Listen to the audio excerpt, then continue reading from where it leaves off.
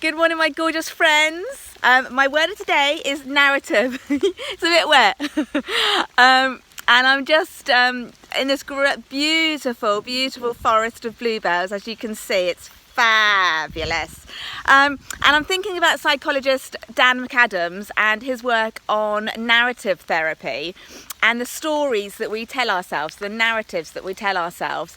And from childhood to now until we go on into our future, sometimes we can be stuck with these stories, and just want to kind of focus on those today.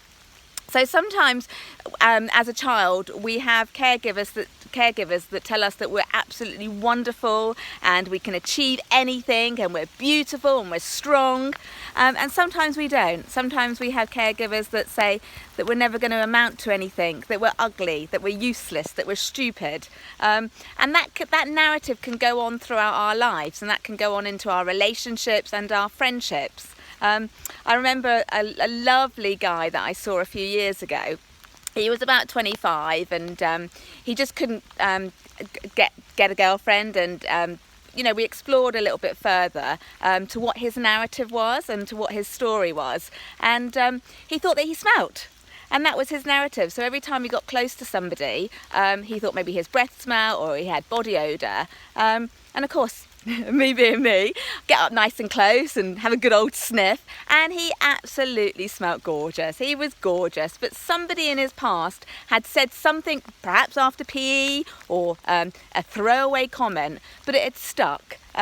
So he was able to change his narrative as of that day. Simple as that. It was just somebody outside of his world that he was brave enough to talk to and say his fears to, and they were unjustified.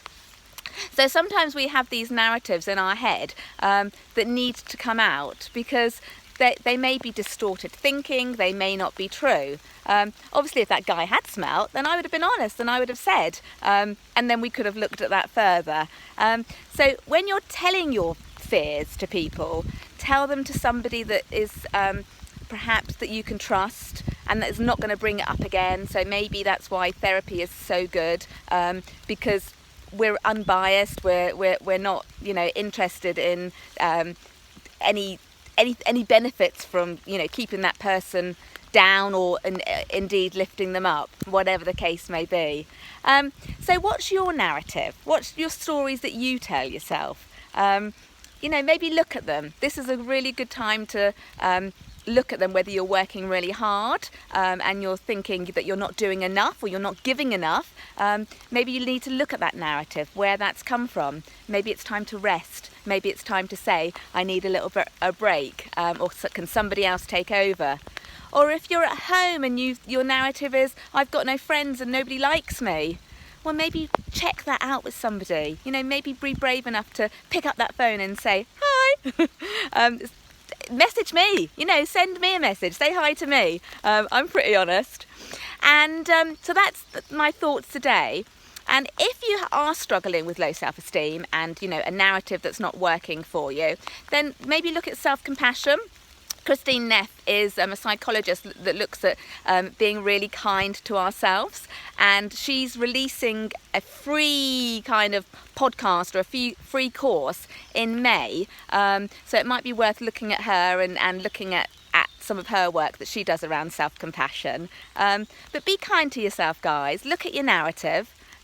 One of my friends, Jane, has just finished her book and she's going to be giving that out chapters for free, so I will share that. And obviously her narrative is that she's an author and she's done that.